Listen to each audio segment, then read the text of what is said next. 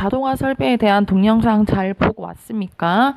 자, 이번에는 교과서 155쪽으로 넘어가겠습니다. 첨단 제조 기술의 활용입니다.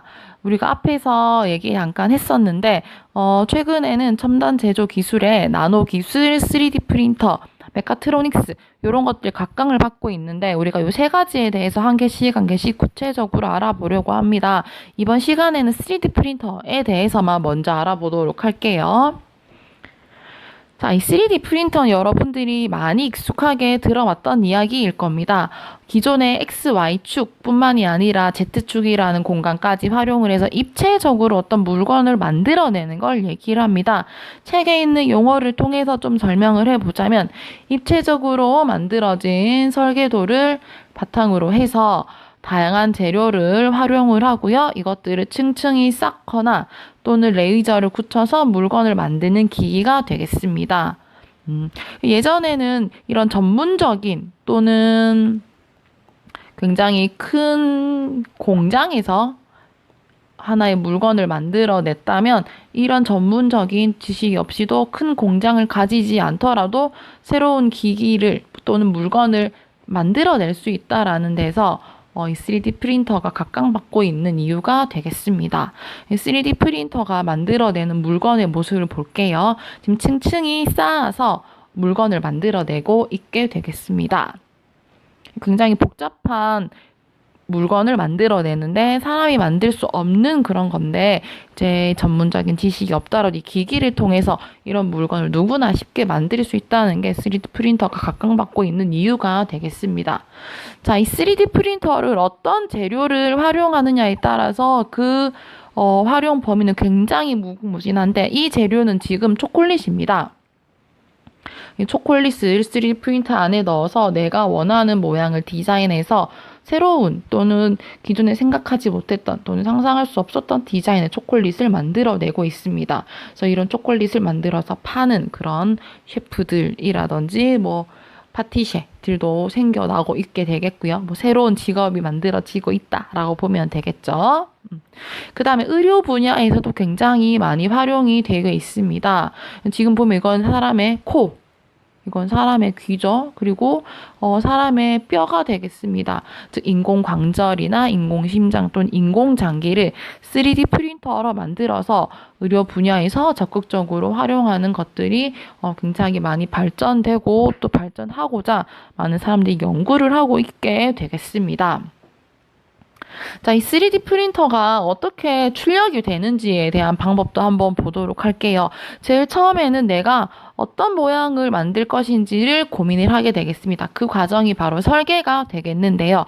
설계 방법에는 크게는 두 가지로 나눌 수 있습니다. 첫 번째는 내가 어떤 모양을 만들 것이다 라고 입체적인 도면을 그릴 수도 있겠고요. 또는 기존에 있던 어떤 물건을 그대로 본뜨겠다라고 한다면 스캐너를 이용해서 사진을 찍은 다음에 그 사진이 저절로 도면처럼 만들어질 수 있게 하는 방법을 활용할 수도 있게 되겠습니다. 그 다음에 만들어진 도면, 설계도를 활용을 해서 이제 3D 프린터에서 그거대로 출력을 하게 되겠죠. 출력이 되게 되면 그걸 그대로 쓰는 것이 아니라 내가 원하는 색깔을 입힌다든지 또는 표면을 좀 더 깔끔하게 한다든지 하는 후처리를 거쳐서 최종 물건이 완성이 되게 되겠습니다. 자, 이런 3D 프린트가 앞으로 점점 더 개발이 되게 되면 또는 어떤 특징을 가지게 되고 어떤 장점이 있는지 먼저 한번 볼게요. 첫 번째는 시제품, 즉 미리 한번 물건을 만들어 보는 것을 훨씬 더 쉽게 제작할 수 있게 되겠습니다. 그래서 회사의 입장에서는 제품을 연구하는 기간이나 비용을 줄일 수 있다라는 큰 장점을 가지게 되겠습니다. 그리고 개개인의 입장에서는 내가 어떤 특별한 지식을 가지지 않더라도 약간의 배움을 통해서 원하는 것을 직접 내가 내 손으로 제작할 수가 있게 되겠습니다. 그래서 직접 제작을 하다 보니 내가 생각하는 나만의 개성을 표현하는 방법으로 3D 프린터를 활용할 수도 있을 거고요. 또는 그것들이 조금 더 많은 사람들의 공감을 얻게 된다면 소규모로 창업을 하는 것도 가능해지게 되겠습니다. 또는 하나의 취미생활로서의 3D 프린터가 그 역할을 차지할 수도 있게 되겠죠. 하지만 모든 기술에는 단점도 있고 한계점도 있는데 그것들에 대한 얘기도 한번 보겠습니다. 현재 우리가 이 3D 프린터가 생각보다 많이 활성화되지 않는 이유는 여전히 비싼 부분, 그리고 이 3D 프린터 기계 자체를 대량으로 생산하고 또는 3D 프린터가 만들어내는 물건이 너무 속도가 느려서 여러 번 찍어내기가 어려워서 아직까진 한계가 있다라고 합니다. 그리고 또 만들 수 있는 물건의 크기가 좀 제한적인 점들도 있고요. 그 다음에 단점 또는 유의할 점으로는 총이나 칼과 같이 사람을 해할 수 있는 무기를 제작하거나 배포했을 때 문제의 소지가 될 수도 있고요. 또는 뭐 예를 들어 한 사람의 지문을 인식할 수 있도록 하는 뭐 인공장기처럼 인공 지문을 만들어서 범죄에 악용할 수 있는 소지도 있게 되겠습니다.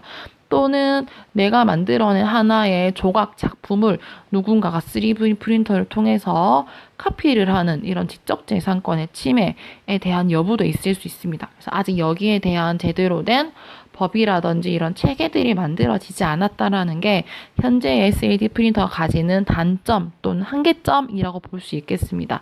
자, 이런 단점과 한계점에 대해서는 책에선 나와 있지 않습니다. 그래서 요거는 요 부분 여러분들이 잠깐 동영상을 멈추고 교과서 155쪽에 적어두거나 필기해서 정리를 해두면 좋겠습니다. 나중에 시험 범위에도 들어가는 내용이니까요. 반드시 정리해두면 되겠습니다.